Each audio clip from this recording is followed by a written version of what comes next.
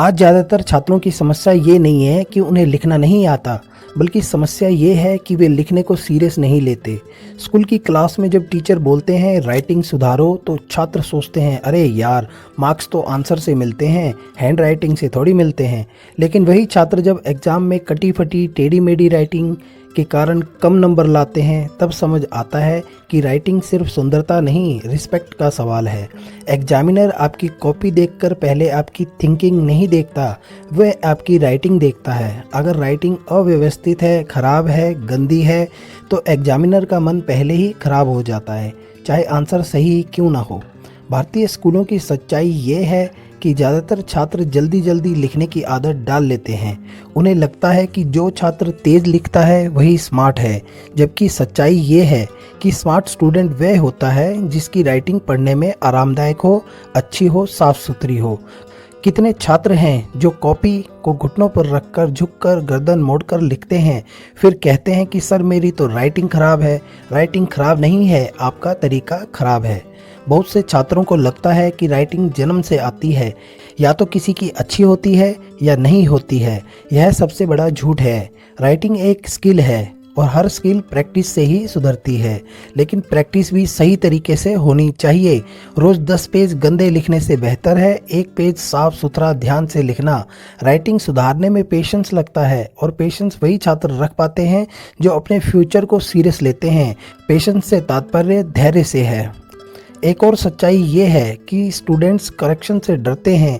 Teacher अगर लाल pen से गलती सुधार दे तो ईगो हर्ट हो जाती है, लेकिन याद रखिए जिस कॉपी में करेक्शन नहीं होती वह कॉपी आगे चलकर एग्जाम में भी गलती करवाती है। करेक्शन आपके दुश्मन नहीं, आपके गाइड हैं। जिस दिन छात्र करेक्शन को सीखने का मौका मानता है, उसी दिन उसकी राइटिंग सुधरती चली जाती है।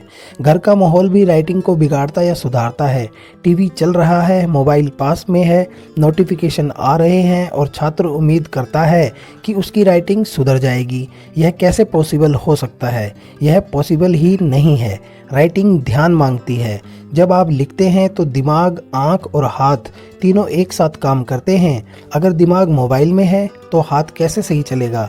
अगर दिमाग कहीं और टीवी में या अन्य किसी काम में लगा हुआ है तो कैसे आपकी राइटिंग सुधर सकती है?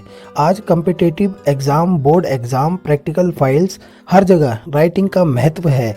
कई छात्र कॉन्सेप्ट जानते हैं, लेकिन एग्जामिनर उनकी कॉपी पढ़ ही नहीं पाता। यही वजह है कि मेहनत करने वाला छात्र पीछे रह जाता है और एवरेज स्टूडेंट अपनी राइटिंग की वजह से ही आगे निकल जाता है, सिर्फ इसीलिए क्योंकि उसकी राइटिंग बहुत साफ सुथरी और देखने में भी अच्छी होती है। राइटिंग सुधारना कोई एक दिन का काम नहीं है, यह एक डिसिप्लिन है। रोज बैठने का सही तरीका, सही तरह से पेन पकड़ने का तरीका, सही गति, सही ध्यान, ये सब छोटी छोटी बातें लगती हैं, लेकिन यही छोटी बातें मिलकर आपकी बड़ी पहचान बनाती है, जो राइटिंग के रूप में उभरता है। जिस छात्र की राइटिंग साफ होती है, टीचर उसे गंभीरता से लेते हैं, क्लासमेट्स रिस्पेक्ट देते हैं और एग्जाम में एग्जामिनर भी रिस्पेक्ट देते हैं। याद रखिए, आपकी राइटिंग आपकी पर्सनैलिटी का हिस्सा है।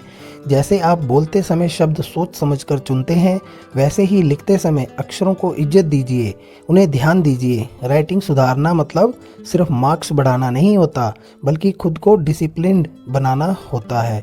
और जो छात्र डिसिप्लिन सीख लेता है वह सिर्फ राइटिंग ही नहीं, जिंदगी भी सुधार लेता है। इसी के साथ आपका धन्यवाद। आपका समय शुभ हो। जय हिंद, जय भारत, जय शिक्षा, जय छात्र।